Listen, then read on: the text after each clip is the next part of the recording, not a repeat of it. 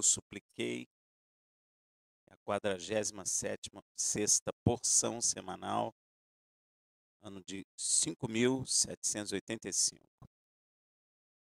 Essa paraxá vai de Devarim 3:23 a 7:11, e a Haftará Isaías 40, versículo 1 a 26, e a porção do Brit Hadashah, João 6:1-71. Essa semana que passou foi marcada pela passagem do Tisha B'Av, né? É o dia 9 do mês de Av, que é uma data muito triste, na qual se concentra a recordação das piores tragédias que aconteceram na história do povo de Israel, né? É bom a gente sempre relembrar, porque isso é fruto da quebra do pacto que Israel fez com nosso Deus. Até a derrubada do templo é fruto disso. O espalhamento de Israel entre as nações é fruto disso. A tomada da terra é fruto disso. Amém? Mas nós também chegamos no Shabat, que é o Shabat Nahamu. Nós cantamos aqui, né? Nahamu, Nahamu, consolai, consolai o meu povo, né? Que é de Isaías 40, versículo 1, que Nenel leu. Mas hoje eu quero comentar sobre o Brit Hadashah e Yeshua começa a nos falar lá em João 6,35 assim: porque eu desci do céu, não para fazer a minha vontade, mas a vontade daquele que me enviou, não é? É interessante se você avaliar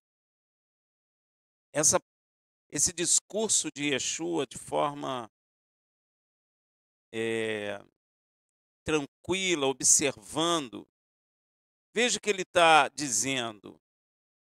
Primeiro, ele fala isso no meio de um discurso em que ele está explicando sua missão divina à multidão que o seguia. E foi após a multiplicação dos pães. E nesse discurso, Yeshua, primeiro, está afirmando sua origem. Eu desci do céu. Às vezes, as pessoas têm dificuldade de compreender isso, porque Yeshua nasceu de mulher, debaixo da lei, mas ele está afirmando que ele desceu do céu e nenhum homem sabe a origem de onde veio, sabe? Não sabe. Nenhum homem. Nós nascemos aqui na terra e nós não tivemos vida anterior. Mas Yeshua está dizendo que ele não, que ele desceu do céu. Ele está afirmando a sua origem e também sua existência antes de nascer de mulher. E não foi só aqui que ele esclarece sua origem e sua existência antes de descer do céu. Veja em João 17,5. Agora, pois, glorifica-me tu, ó Pai, junto de ti mesmo, com aquela glória que eu tinha contigo antes que o mundo existisse. Esse texto é muito claro. Primeiro, Yeshua está afirmando que tem alguém no céu e que este alguém ele chama de Pai. E ele estava junto dele. Ó, ele que está falando isso. E que ele tinha uma glória junto com ele, contigo. E tudo isso era antes que o mundo existisse. Então não existia homem, obviamente não existia universo, mas ele já existia. Isso nos lança antes da existência do universo, de qualquer coisa. Inclusive, se você parar para avaliar as coisas, você vai ver que o universo, tudo está andando, né? No universo. Tudo anda, não anda? Tudo tem velocidade. E você nota que com o andar é o tempo. Então, se você olhar lá no universo profundo, você está olhando o passado. Então, tudo que se move é temporal. Porque tem presente, tem passado e tem futuro. Então, se tudo se move no universo, subsentende que quem criou não se move, não é verdade? Porque quem criou não pode se mover, porque se move, significa que alguém fez ele mover. Deu para entender o que quer dizer? Então, na realidade, a eternidade é quando não se move.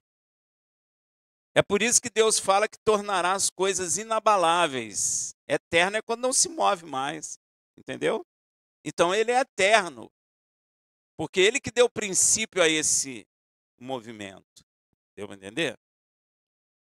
Então, agora pois, glorifica-me tu, ó Pai, junto de ti, junto. Então significa que o Pai não é ele, não é? Porque se ele está falando junto de ti, não é? Ele não pode falar com ele mesmo junto de ti, pós? Não pode. Então, esses negócio de trindade aí não funciona, né? Junto de ti mesmo, ó, com aquela glória que eu tinha contigo antes que o mundo existisse. Logo depois de revelar sua verdadeira origem, ele nos desvenda o propósito divino de sua descida do céu. Por que ele desceu do céu? Olha por que ele desceu do céu. Ele fala lá, não para fazer a minha vontade, mas a vontade daquele que me enviou. Esse é o propósito de Yeshua. Não importa qual é a vontade do Pai, o que importa é que ele veio fazer não a vontade dele, mas a vontade do Pai. E se ele está falando que ele não fez a vontade dele, nós precisamos entender que Yeshua tem vontade própria. Senão ele não falaria isso, concorda? E se ele está falando que ele não veio fazer a vontade dele, mas veio fazer a vontade daquele que me enviou, que ele chama de Pai, não é? É que a vontade dele é distinta da vontade do Pai. Deu para entender, gente? Parece complexo, mas não é. Então, a primeira coisa que precisamos entender é que Yeshua tem vontade própria, vontade distinta do Pai. Tanto é que ele afirma que não veio fazer a sua vontade, mas a vontade do Pai que o enviou. Mas Yeshua, inclusive, expressa a vontade aqui na terra, em alguns lugares. Quer ver? Lucas 22:15. E disse-lhes: tenho desejado, ardentemente comer convosco esse peça antes da minha morte, antes da minha paixão, que eles falam. E esse é um desejo, é uma vontade dele, não é? E esse desejo ardente de Yeshua foi plenamente satisfeito quando? Pelo o pai, né? O pai é que satisfez esse desejo dele na última festa de Pêssego com seus discípulos. Foi plenamente satisfeita esse desejo de Yeshua. E ele fala de outro desejo dele, em João 17:24, outra vontade. Pai, desejo que onde eu estou, estejam comigo também aqueles que têm dado, para verem a minha glória, a qual me deste, pois que me amaste antes da fundação do mundo. Falou de novo, antes da fundação do. Yeshua existe antes da fundação do mundo. Olha aí, ó. Então, Pai, desejo que onde eu estou, é um desejo dele, estejam contigo também aqueles que me têm dado. Então, Yeshua tem desejo que nós estejamos com ele. O desejo dele não mudou. Ele deseja que nós estejamos com ele. E que nós vejamos a glória que o Pai deu a ele. E que nós venhamos a compreender que o Pai o amou antes da fundação do mundo. Então, este é um desejo de Yeshua. Yeshua não expressou muita vontade, muito desejo dele próprio aqui na terra. Mas esses dois nós vemos que ele expressou com clareza, não é? E este desejo de Yeshua ainda não foi satisfeito, porque nós não estamos com ele, estamos? Não. Então ainda não foi plenamente satisfeito pelo Pai, mas será num futuro aí bem próximo, acredito eu, 1 Tessalonicenses 4, versículo 17, que fala assim: depois nós, o que ficarmos vivos, seremos arrebatados juntamente com ele nas nuvens ao encontro do Senhor. Que Senhor é esse? Yeshua, nos ares, e assim estaremos para sempre com o Senhor. Ó, o desejo dele, Deus satisfazendo o desejo do Filho, de que nós, que o próprio Pai tem dado a ele, nós estejamos com ele em todo lugar que ele for. E esse desejo ainda não foi, inclusive, quando ele morre, ele fala: eu vou adiante de vós, preparar-vos morada, e voltarei para vos buscar. Então, ainda não, esse desejo, essa vontade de Yeshua não foi plenamente satisfeita. Mas o será, entende? Num futuro. E nós fazemos parte dessa vontade dele, entendeu? Então, Yeshua, ele tem desejo e vontade própria. Então, não pode ser trindade, né? Porque se Yeshua tem um desejo e o Pai tem um desejo, e são distintos, não é? Então, não pode. Ele tem vontade própria, mas todos os desejos que ele expressou estavam sempre em perfeita harmonia com a vontade do Pai. Isso é verdade. Os desejos dele estão dentro daquilo que Deus se agrada. Então, está sempre em harmonia com a vontade do Pai. E ele também revela a vontade do Pai sobre nós, que o próprio Pai está dando a ele, em João 6,39. E a vontade do que me enviou é esta: que eu não perca nenhum de todos aqueles que me deu, mas que eu o ressuscitarei no último dia. A vontade de Deus é o quê? Que nenhum de nós se perca. E mais, ele quer dar vida eterna. Às vezes é difícil da gente avaliar essas coisas, porque hoje em dia não se fala mais disso dentro das igrejas, e as pessoas, às vezes, até Nenel falou aqui, é uma verdade. As pessoas têm até dúvida se essas coisas são de fato verdadeiras. Tem ou não tem? As pessoas têm dúvida disso. Às vezes elas estão dentro da igreja, mas elas nem pensam em vida eterna, elas nem pensam no que vai acontecer no futuro. E nós precisamos pensar nisso, porque isso é um desejo do Pai, que nós não venhamos a nos perder e que ele nos dê a vida eterna. Olha que coisa, gente. O que você quer mais do que isso? Que nós estejamos sempre com ele é o desejo do Filho, e que nós tenhamos vida eterna é o desejo do Pai. Só coisa boa. Deus e o Filho só desejam coisas boas sobre as nossas vidas. Amém? Essa é a vontade do Pai que o enviou. E Yeshua nos afirma que ninguém pode nos tirar da mão dele. Olha aí, ó. João 10, 27 a 28. As minhas ovelhas ouvem a minha voz e eu as conheço, e elas me seguem. Eu lhes dou a vida eterna e jamais perecerão, e ninguém as arrebatará da minha mão. Olha só, gente, tem muita gente com medo do diabo, não é?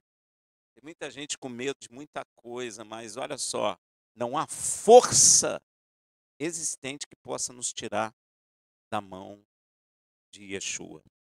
Ninguém, exatamente ninguém, nem o diabo, nem as suas hostes, pode ou tem poder ou autoridade de nos tirar das mãos de Yeshua. Não tem como. Rafael, mas fulano de tal saiu da presença do Senhor. Olha o que você está falando, fulano de tal saiu. Ele saiu. Não é o diabo que arranca. Ele não tem autoridade para isso.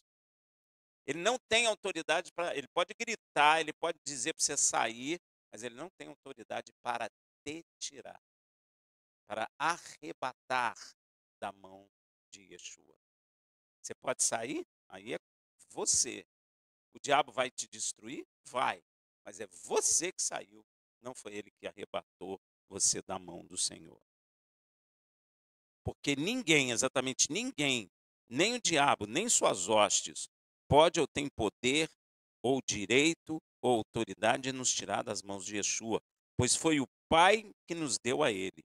O diabo pode juntar todo o seu exército, que ainda assim ele não tem nem poder, nem autoridade para nos tirar de Yeshua. Por isso que muita gente pergunta, então por que tem pessoas que deixam a presença do Senhor? Porque elas saem porque querem. Ah, o diabo me tentou. Pode ter tentado e tu caiu. E se tu caiu enganado pela sua própria concupiscência. Está escrito lá.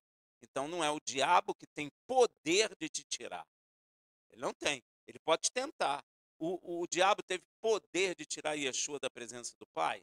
Não teve. Ele pôde tentar. Tentar, ele tenta. Mas poder e autoridade para tirar, não. Não tem. Porque nós somos comprados pelo sangue do Filho de Deus e nós fomos escolhidos pelo próprio Pai. E o próprio Pai nos entregou na mão do Filho. O grande problema é que a igreja não tem compreensão dessas coisas. Que o pai está trabalhando, o filho está trabalhando, e próprio Yeshua fala, né? Eu trabalho ainda porque meu pai está trabalhando. Há o trabalho do pai e há o trabalho do filho. E o trabalho do filho é o trabalho que o pai, o quê? Orientou a ele a fazer aqui na terra. Então, o pai trabalha e o filho trabalha. Ele mesmo falou isso. Agora, o diabo tem poder de nos tirar da mão? Não tem. Não, mas não tem mesmo, nenhuma. Ele sabe que não tem. Ele pode tentar? Pode. Ele é o príncipe desse mundo. Ele vai tentar. Mas se sai da presença do Senhor, você saiu porque quis. Tiago explica lá, ó.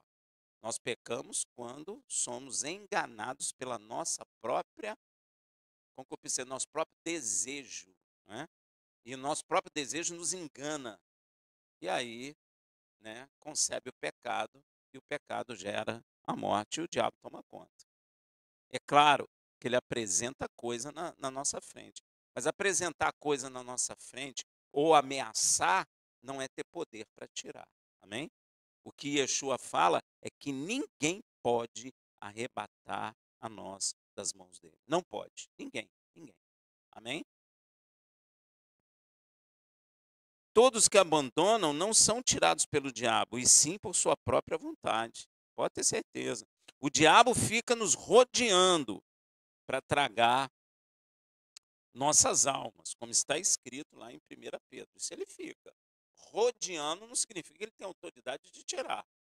Ele pode rodear, porque nós entregamos a autoridade da terra nas mãos dele. Então ele rodeia, não é? Ele não rodeou Jó, mas ele tirou Jó da presença de Deus? Não. Ele não tem autoridade, nem poder para isso. Amém? Mas ele pode rodear. 1 Pedro 5,8. Sede sóbrio e vigiai. Ó, olha o conselho que o Senhor está nos dando. Seja sóbrio e vigiai. Sóbrio é o quê? Hein? Quem está bêbado não está sóbrio. Agora, esse sede sóbrio aqui é espiritualmente.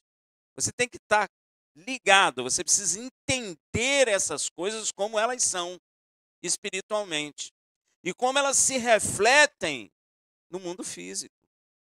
Então nós temos que ser sóbrios e temos que vigiar. Vigiar o quê? Visivelmente, humanamente, nós não estamos vendo nada, mas espiritualmente está acontecendo muita coisa, não é? O diabo, como ele vai dizer, fica ao redor dos homens. E ele lança tentação. Então nós temos que ser sóbrios, compreender e temos que ficar vigilantes. Por isso que quando a gente conhece a verdade, nós nos tornamos vigilantes. Porque qualquer coisa contrária àquilo que está escrito, a gente rejeita. Porque se nós fizermos aquilo que o diabo estabelece, ele se torna senhor da nossa vida. É se nós fizéssemos. Ó, o que aconteceu com Adão e Eva? O diabo não entrou no Éden enquanto Adão e Eva não se sujeitaram a ele, não fizeram a vontade dele. Então, quando nós fazemos a vontade dele, aí sim, ele assume a autoridade sobre nossas vidas. E às vezes tem gente dentro da igreja que o diabo tem autoridade sim, porque a pessoa peca. A pessoa peca em pensamento, peca em sentimento, não se arrepende. Às vezes fala palavras e o diabo está ouvindo. Ó, você vê Pedro. Pedro não falou, Deus não revelou para Pedro que Yeshua era o Filho de Deus? E na mesma hora o diabo não usou Pedro? E por que Yeshua falou arreda o pé de mim, Satanás? Hein? Por quê? Satanás usou Pedro. Yeshua estava falando diretamente com Satanás, não estava falando com Pedro.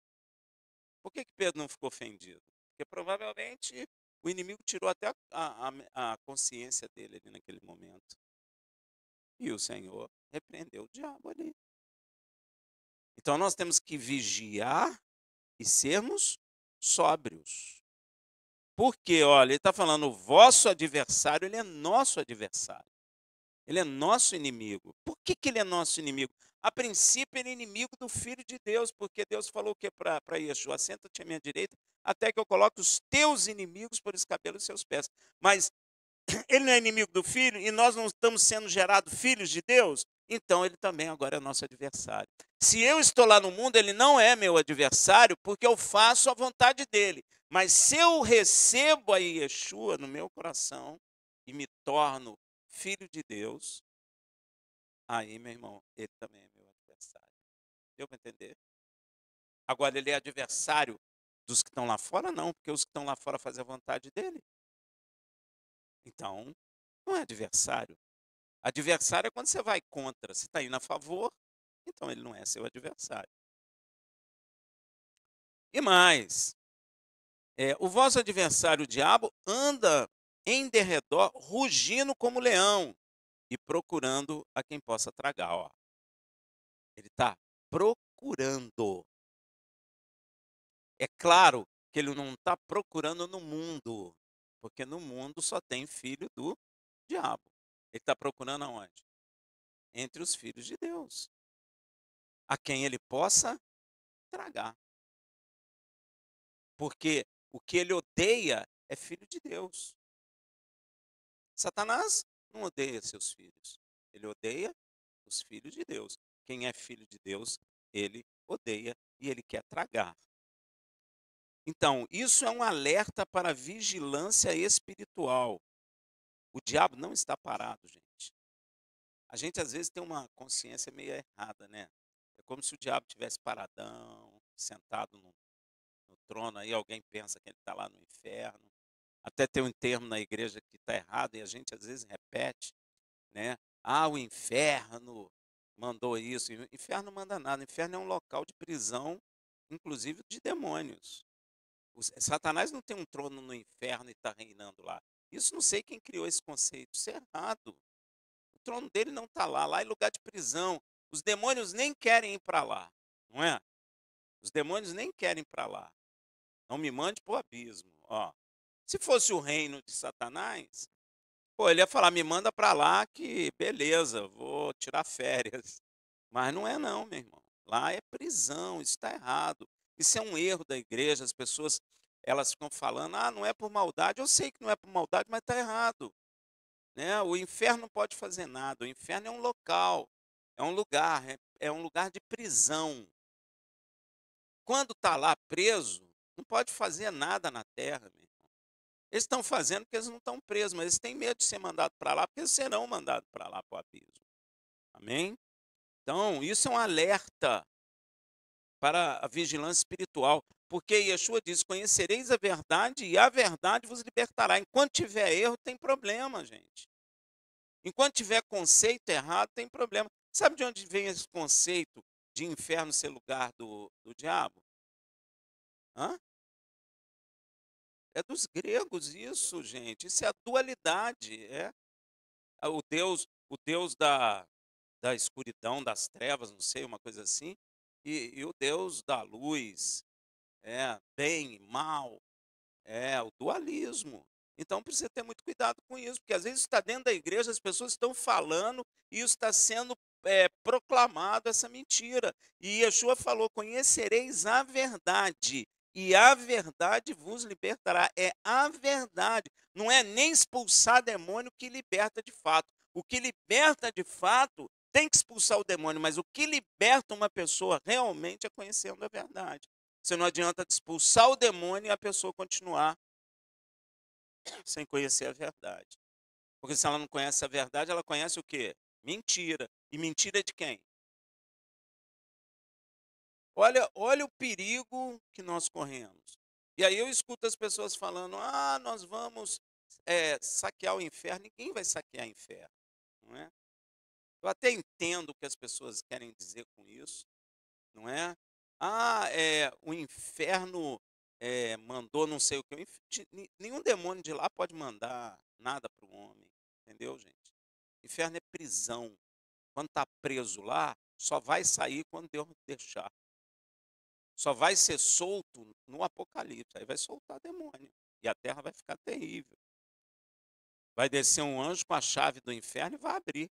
Se precisa de abrir é porque está preso, concorda comigo, gente? Simples assim, está preso, porque tem chave. Se não tivesse chave, estava aberto. Não está aberto.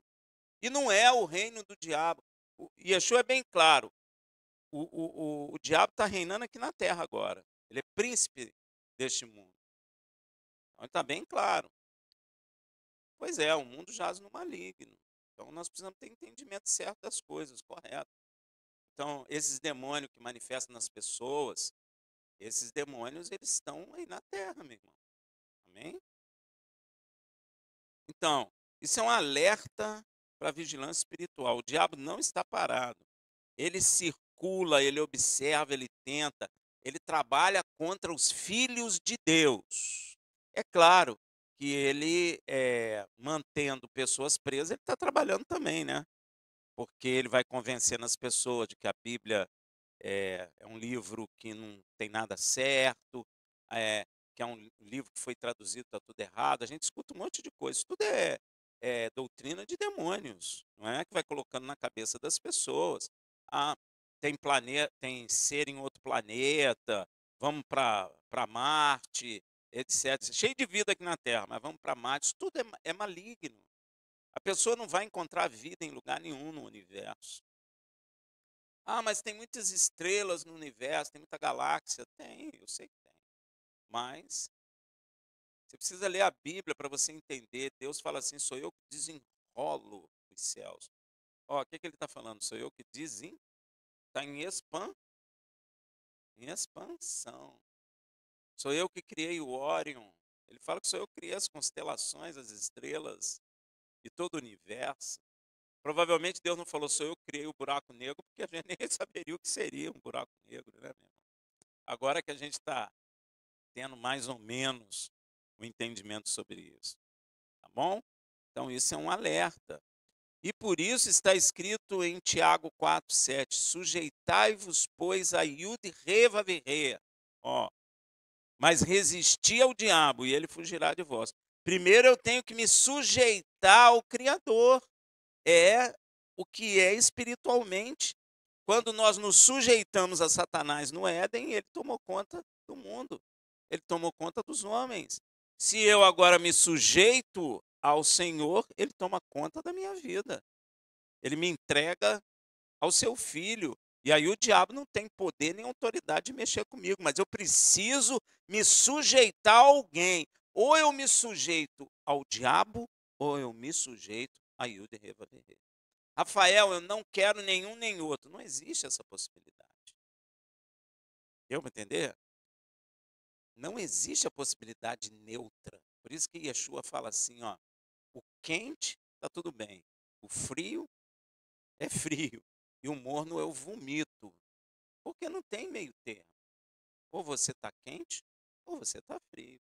Ou você está do lado do Senhor, se sujeitou a Yud Reva Virreia, e ele te entregou na mão de Yeshua para cuidar da sua vida aqui na terra, porque não é cuidar da sua vida quando ele voltar, é cuidar da sua vida agora, ele cuida da vida hoje. Nós somos considerados filhos de Yud Reva Virreia hoje, e o nosso Salvador hoje é Yeshua, e ele está guardando a nossa vida hoje, amanhã, até a consumação dos séculos. Ele falou: estarei convosco todos os dias até a consumação do século. E nós precisamos ter consciência disso. Eu tenho que ter consciência, porque senão o diabo me conduz. E ele e o diabo, meu irmão, foge mesmo. Se você se sujeitar à poderosa mão de Yud-Heh, ele foge. Porque os demônios sabem que existe um só Deus. E então ele foge. Ele fala, Rafael, mas ele é grande, ele falou muita coisa que vai me matar, que vai fazer. E vai nada, ele não pode tocar a mão em você. Não é? Não sei se é Paulo que fala, é que só pode fazer se do alto lhe for permitido. Foi Yeshua que falou. Você só me toca porque do alto lhe foi permitido, senão nem tocava. Olha aí, ó. Pois é, como foi com Jó também. Só tocou porque Deus permitiu. Se a gente é filho de Deus, só toca se ele permitir. Ele pode gritar, berrar, trazer um exército de demônio, como eu tive a visão, aquele monte de demônio, não adianta nada, porque eles não têm autoridade de tocar em nossas vidas. Amém? E ele foge. E Yeshua nos revela a plenitude da vontade do Pai sobre nós, que o próprio Pai entregou para ele cuidar. Veja em João 6,40.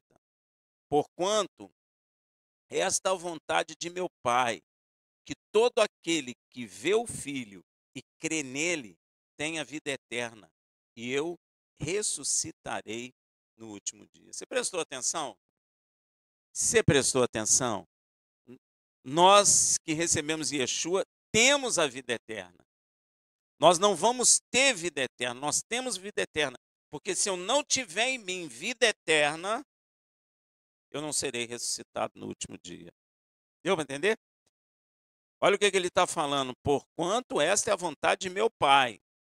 O Pai quer isso, que todo aquele que vê o Filho e crê nele tenha vida eterna. E eu o ressuscitarei no último dia. Então eu preciso ter vida eterna para ser ressuscitado. Deu para entender? Olha a vontade do Pai Celestial, é que tenhamos a vida eterna. E Yeshua mostra que a salvação é um ato de graça acessível a todos que creem nele.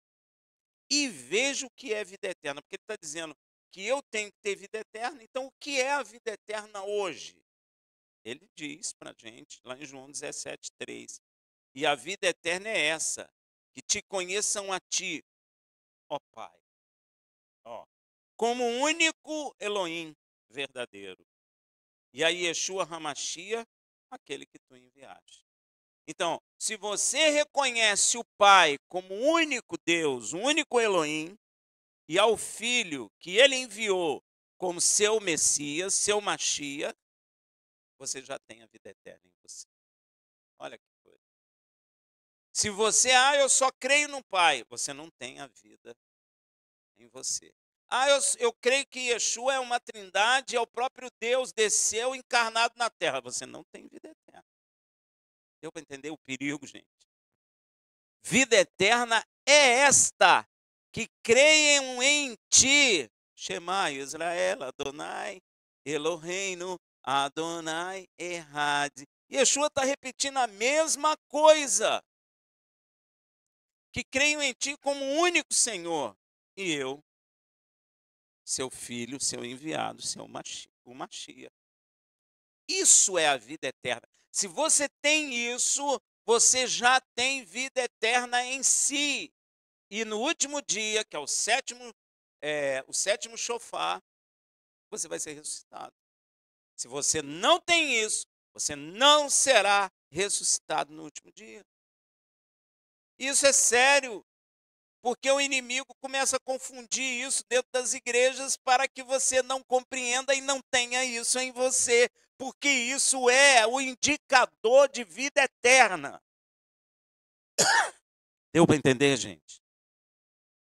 O perigo. E aí fica a discussão aí, é trindade. Está errado isso, gente. Está errado.